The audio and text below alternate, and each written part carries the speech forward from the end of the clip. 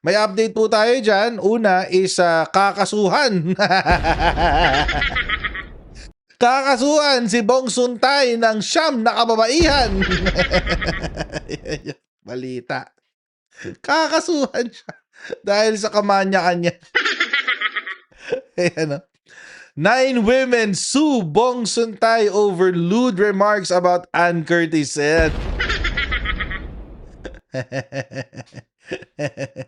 Eto na. Basahin natin yung balita, guys. Ang manyakols mo kasi. 9 women, including members of the World March of Women, filed a letter serving as a complaint affidavit on Friday against Quezon City Representative Bong Suntay, accusing him of violating several laws such as Republic Act No. 1313 or the Safe Spaces Act. Tungkol to sa sa kay Ann Curtis nga. Next is Magna Carta for Women, okay? Tapos RA 67, okay, Code of Conduct for Ethical Standards. Okay. Tapos ito yung matindi. Ito yung matindi. Yung violation ng CPRA or Code of Professional Responsibility and Accountability. Ito yung parang Code of Ethics ng mga abogado, guys. Kapag na-violate mo to, diretso disbarment to. Diretso disbarment yan. Kapag nakita ng IBP at ng Supreme Court na merong sapat na dahilan para ikaw ay tanggalan ng iyong lisensya sa pagpapractice ng abogasya, mga kababayan. Alam nyo, mga kababayan, dito, mahigpit sila mahigpit ang CPRA pero, nagtataka lang ako kung bakit hanggang ngayon si Sara Duterte hindi pa rin ba-disbar. Oo. Kasi, ito sa, naalala ko, si Papa Sec, Gadon. Dahil sa pagmumura niya, na-disbar siya. Pero si Sara Duterte, may mura na, may death threat pa, hanggang ngayon, di pa nadidisbar. So, ang weird lang, no, na bakit ganun. Pero, ayun, kinasuhan siya ng 9 na kababaihan, si Bong Suntay. And adding insult to injury, mga kababayan, pati yung asawa ni Bong Suntay nag-apologize na kay Ann Curtis. Oo, di ba? Ewan ko bakit kasi ganyan yung anyway. Pero isa pa sa mga pasabog, mga kababayan, itong si Ann Curtis mismo nagsalita na rin. Sabi ni Ann,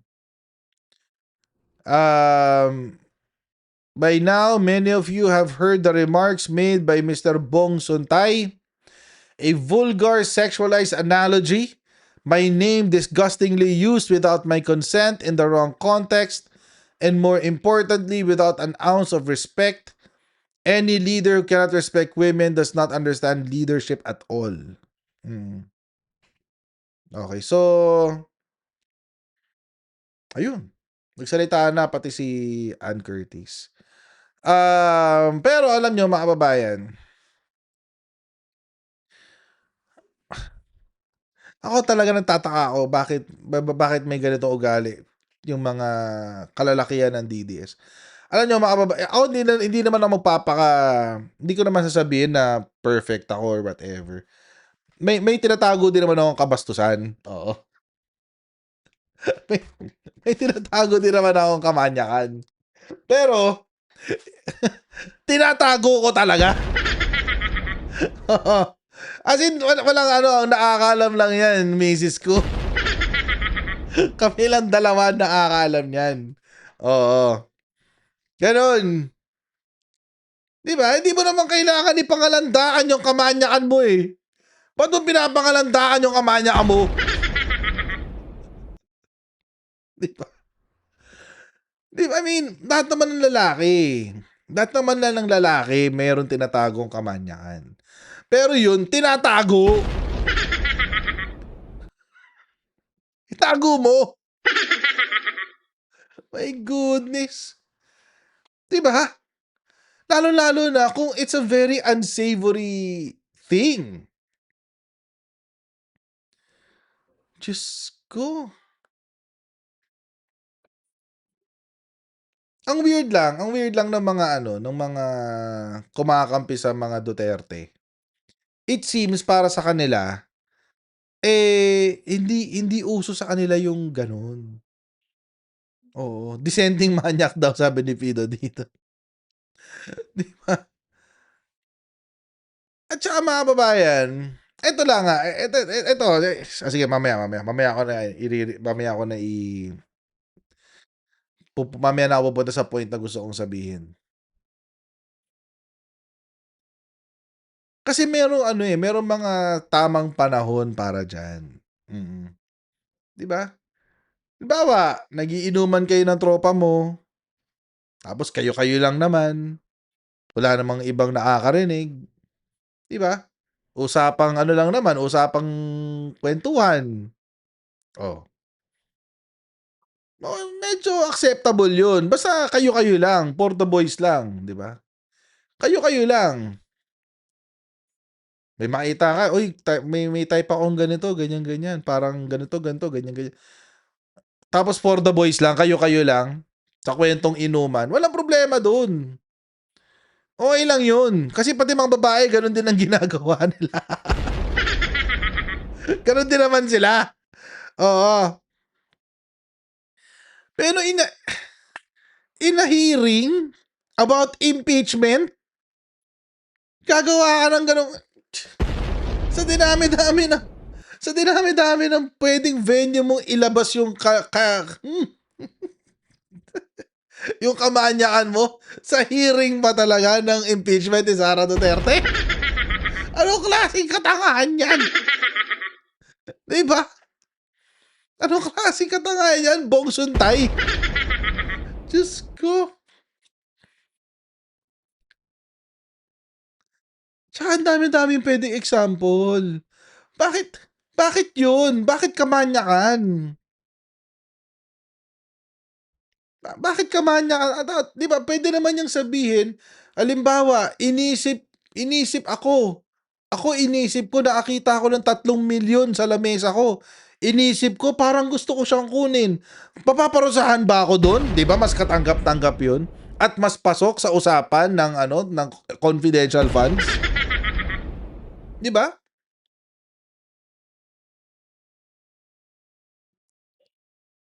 Kasi ang gusto lang naman niya ipunto, mga kababayan, hindi ka puwedeng magparusa sa ano, sa mga naiisip. Because the RPC punishes acts, not intention, not motives, not ideas.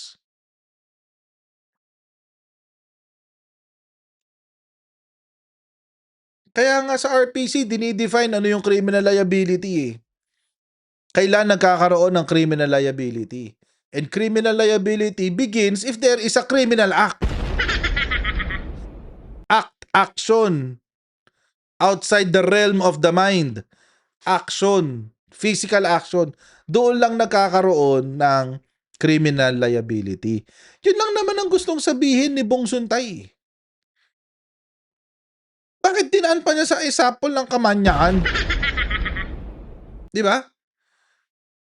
Sabi ni Sucubus 20, gagamit lang ng example yung pagnanasa niya pa. Correct! Salamat sa super chat, Sucubus. Wow naman! Wow! Wow! 'Di ba? Pwede naman niyang sabihin yung ano, yung something related doon sa hearing.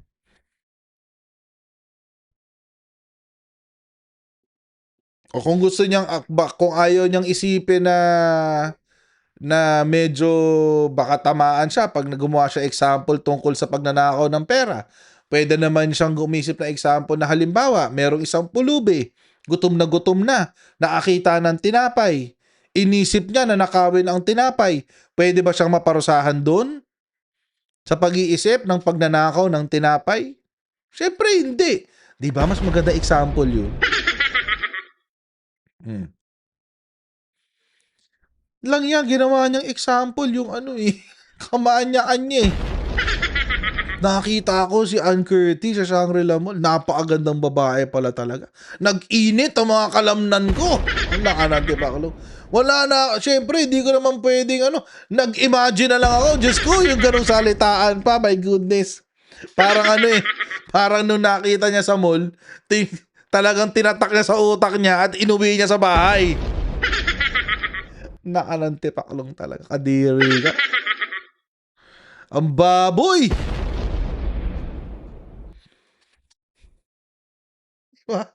Tinipid talaga sa utak niya, sinave. Saving, tik, saving. Picture. Diba? Uy, nakita ko si Ann Curtis, chuk, saving. Pakawalang yan na itong bongsuntay na to. Diyos ko. Kadiri. Ano yun? Ganun eh. Ganun yung dating kasi. Ang baboy. Ngayon, ano yung mas baboy? Merong mas baboy na nangyari ha. Ayan, buti ni-raise mo na. Buti sinabi mo na, Marvin Pega. May mas baboy na sinabi. DDS din. DDS din, mga kababayan. Ito, si Gasolito. Gasolito, lalig eh. Ako, proud ako, may leeg na ako ulit. May leeg na ako. Eto, wala pa rin leeg to. Hanggang ngayon, wala pa rin siyang leeg, guys. Oo, at wala. Kung gaano siya kawalang leeg, ganoon din kawala ang kanyang moral. Walang moral, guys. Kung wala siyang leeg, wala na siyang moral. Ganun. Si Topacio. Oo. I'm sure na narinig niyo naman ako ano yung sinabi nito. Pero kung malala na yung sinabi ni Bong Suntay, mas malala yung sinabi ni Topacio. Pakinggan niyo. Napakalaking ipokrito niyang si Sara Ilago. Yung complaint namin kay Relisa Lucena, ini-empower niyo yung pagre-recruit ng mga babae, inaabuso doon sa kabulubundukan. Bulubundukin. Oh, wala kayong sinasabi. Yan ang sinasabi kong punong-puno ng ipokrito ang House of Representatives. Grabe, matindi. Yan ang nakakaskandalo. Hindi naman hinawakan. Yung inimagine lang, sinabi lang as an example, relevant yun, Sara Ilago. Relevant kasi ang sinasabi ni Congressman Suntay, no one should be called to account legally or criminally for what he is thinking. Thinking lang. Oh. Tama naman siya doon. Di ba? Tama yun. Tama yung sinasabi niya. Tapos sinakyan pa siya ni ate. O, thinking lang. Di ko alam kung nag-iisip din tong kasama niya. At sabagay, sige sabihin na natin. No? Okay lang naman yun. Tama naman yung sinabi ni Topacio sa una. O, tuloy natin. Eh, lalaki yan eh. Huwag na tayo magplastikan ng mga lalaki. Nagnanasa yan talaga. We are wired for that.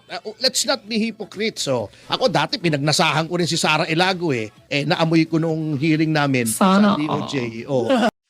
Puti kang bababoy nyo talaga. Ang bababoy talaga nitong mga to, no? Parang anyway, mga kababayan, again, hindi ko naman sinasabi na hindi naman ako nagmamalinis. Oo, lahat naman ng lalaki merong kamanyakan sa katawan. Pero again, mga kababayan, there's a difference between being respectful and being crass. 'Di ba? Maginoong bastos ka dapat. Oo, ganon. Maginoong bastos, hindi yung bastos lang. Diyos ko. Ito si Borracho, bastos lang eh. Oh. Sino si Borracho? Ito, yan si Borracho. Alam niyo ba yung Borracho? Yun yung pangalan ng ano niya, ng production company niya. Borracho. Di ba may sexual innuendo na doon pala sa pangalan ng negosyo niya?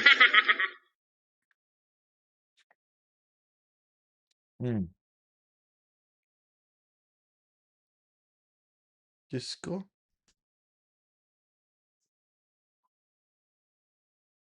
Tuloy natin. What I emphasize here, magalit na kayo kung magagalit nyo sa akin. I don't care.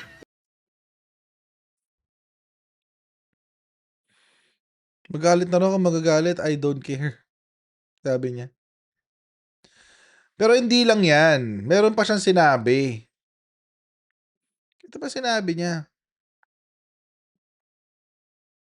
Aha.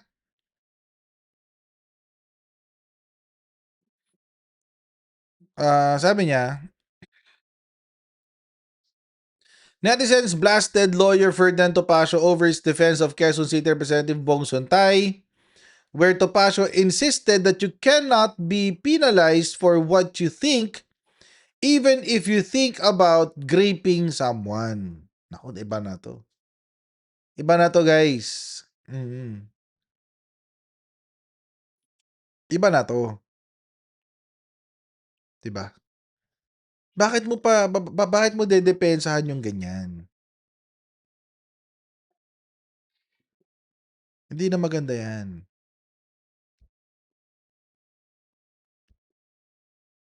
Ang lala na nun, guys. Mas malala ito sa statement ni Bong Sontay, sa totoo lang.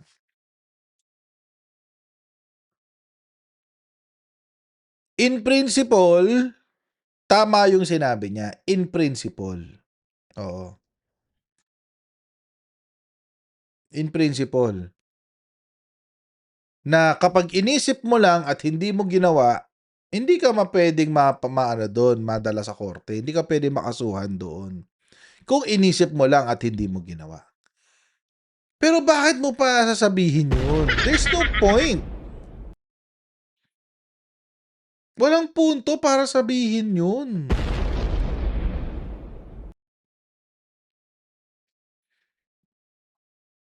They also called out Topacio for attacking Jasmine Curtis Smith for defending her sister, with the lawyer saying that Jasmine and other actresses are posting photos wearing bikinis para ikaw ay pagnasaan, para ikaw ay sumikat.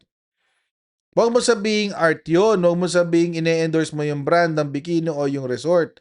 BS yan. Hindi kami mga ungas dito para maniwala sa'yo, sabi niya.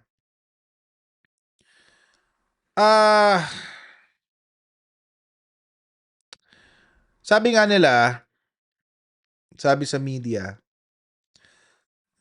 sex sells. Ibig sabihin, kapag mas sexy, madalasan yun yung nabebenta or mas mabenta. Kasi nga, nakakuha ng atensyon. Oo. Kaya nga for the longest time, alam naman natin na merong may mga advertisements na medyo may mga konting innuendos. At syempre, I'm sure, familiar naman tayo sa mga Hinebra calendar tsaka yung Tanduay calendar. Alam niyo yun. Oo. Pero kasi, let us not conflate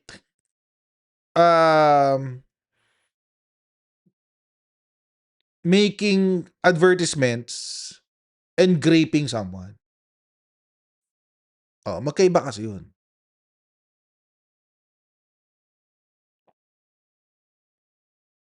Ulitin natin Let us not conflate yung advertisements at yung mga ginagawa ng models at artista from graping someone. Graping someone is different. Krimen yun. At kapag nagsalita ka ng ganito, parang sinasabi mo na rin sa taong bayan na maliit lang na bagay yan. Mini-minimize mo yung epekto ng krimen.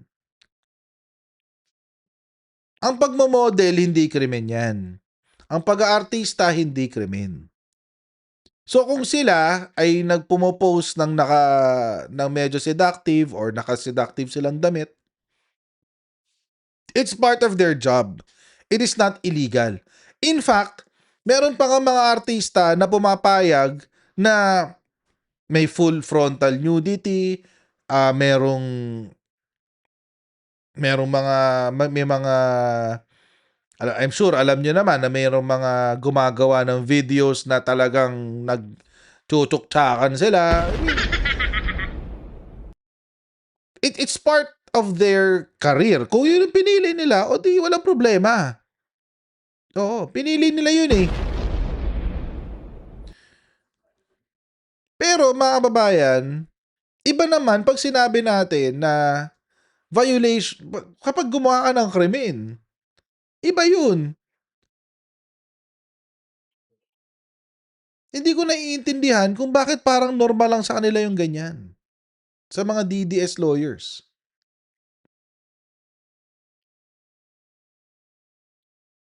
Na parang mini-minimize mo yung krimen ng pangge-grape sa isang commercial. It's not. It's not a commercial. It's not a film. When someone is raped, their dignity is stolen from them. So wag nating i-minimize yung krimen. Na parang sabihin natin, kapag nga nag-isip ka na maggagawin mo to, hindi ka pa rin pwedeng, kahit anong krimen pa yan.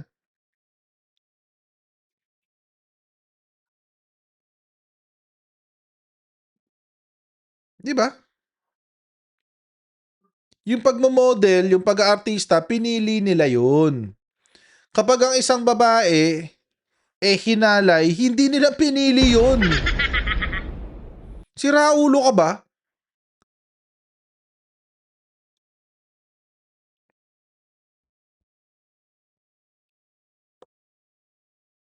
Tapos i-minimize mo yung epekto ng krimen by saying na, kapag inisip ko namang na may gagasahin ako, okay lang yun, inisip ko lang naman eh. What the F?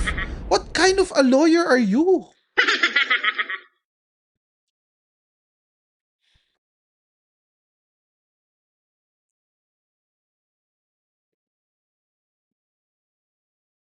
Hindi ko alam mo ba't pare-pareho silang ganyan sa mundo ng mga DDS. Hindi ko talaga naiintindihan kung bakit.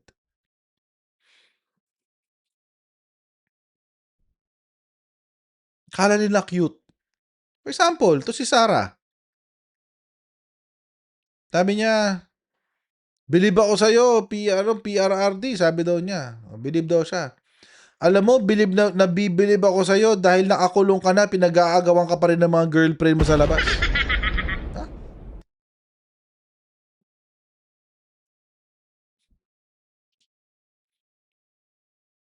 Di ba? Hindi ko naiintindihan kung bakit sa mga DDS, ang babae is reduced to becoming an object. Mm.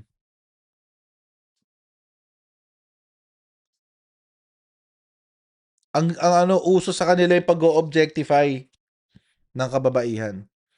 Si Pulong, nambugbog ng bugaw kasi ayaw niya magbayad.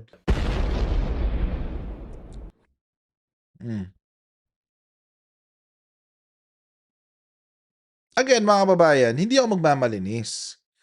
Kasi, may mga nagawa rin naman ako na mga kalokohan. Lalo ng kabataan ko. Ngayon, hindi na, tahimik na buhay ko ngayon.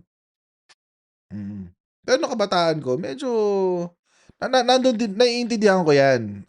Alam ko yung urge. Oo. Alam ko yung urge. But again, mga kababayan, you don't verbalize that urge. You don't. Common decency will just, will tell you na kapag may ganyan kang iniisip, manahimik ka. Dahil hindi siya maganda. Hindi siya maganda. Sabi ni Jasmine M. Official, salamat sa super chat. Sinet ni Digong ang standard ng respect sa mga babae sa pinakamababang level. Yan ang ina-idolize ng mga stupids. And proud sila dun. Correct. Salamat sa super chat. Wow naman! Wow!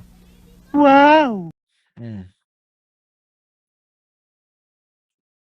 Wala namang problema maging bastos eh. Basta samahan mo ng pagiging maginoo rin paminsan-minsan, di ba? And whatever, kung ano man yung iniisip mo regarding that topic, sarilihin mo na lang. Sarilihin mo na lang kasi wala namang makikinabang diyan na ibang tao, eh.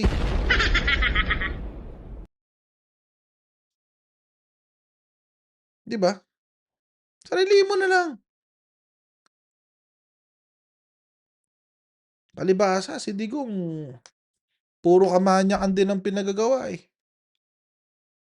Baka lang nakakalimutan niyo, ipapakita ko sa inyo ulit. Naalala niyo 'to? Mga kawalang yaang ano niya, hmm, diring-diri si ate, oh, ayan, oh. Oh, diring-diri si ate kay Digong, oh. Oh, 'di ba? Diring-diri si ate, oh. Oh, 'di ba? Hmm.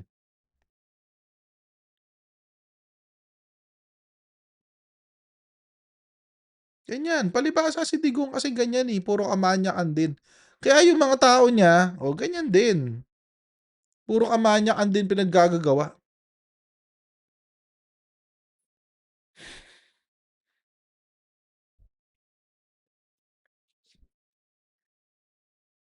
Again, hindi ako magmamalinis, hindi ako magmamalinis. May mga kalokohan din akong nagawa. Sure, sure ako diyan, and I'm sure kung, maririnig ng mga ibang kakilala ko yung sinabi ko ngayon, sasabihin nila, "Ay, oo, maraming ginawang kalokohan yan si coach." Mag-a-agree pa sila, guys. Mm. Daming ginawa yan, oo, daming ginawa. Pero again, mga kababayan, sinasarili ko yun. Mm. Sinasarili ko yun. You don't kiss and tell.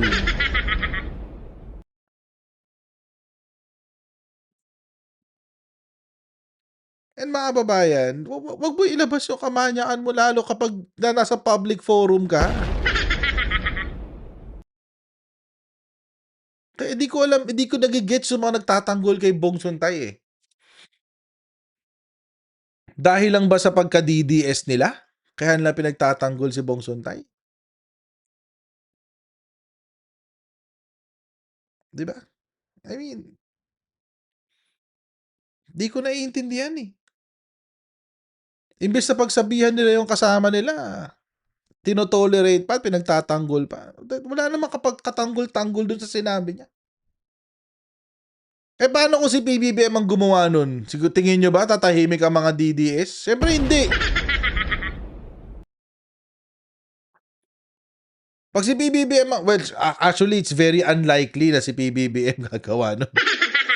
Pero halimbawa lang, si PBBM gagawin yun. Tingin nyo ba ikukonsinti yun ng mga supporters niya? Siyempre hindi rin.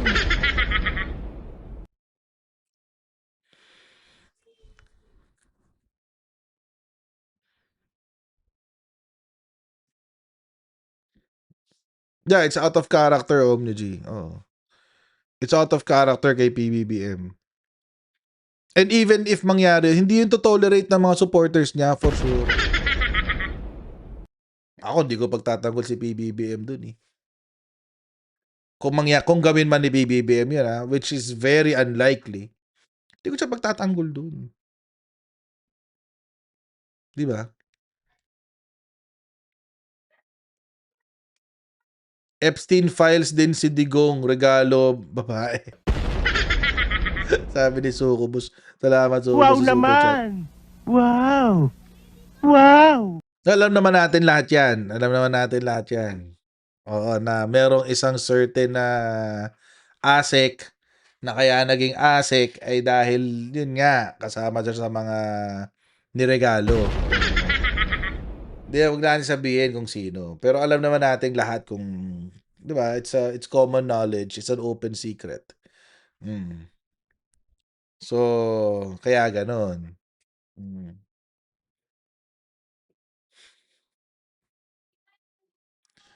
Pero ang weird, no? Sana idamay na to si Topacio sa disbarment. Sana lang. 'Di ba? Sana lang para medyo may konting example naman. Oo, tawag dito, ng mga tao na nagsasuffer ng consequence dahil sa mga kalokohang pinaggagawa nila. 'Di ba? Sana may madisbar man lang dito kahit si Suntay or si Topacio dyan sa kalokohan nilang yan. Diyos ko. Anyway, mga kababayan, hanggang dito lang po muna tayo sa ating live stream. Please don't forget to like, share, and subscribe, and I'll see you in our next live. God bless. Good evening, good morning, and good afternoon. I'll see you in our next live stream, guys. All right? Bye, everyone. See you.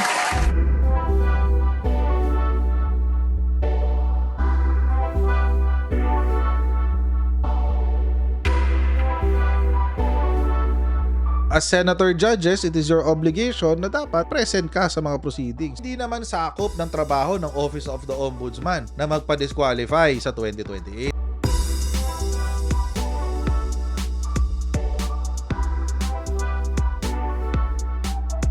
I-identify na natin lahat ng Manchurian candidates. Tigil-tigilan na natin yung kalokohan natin.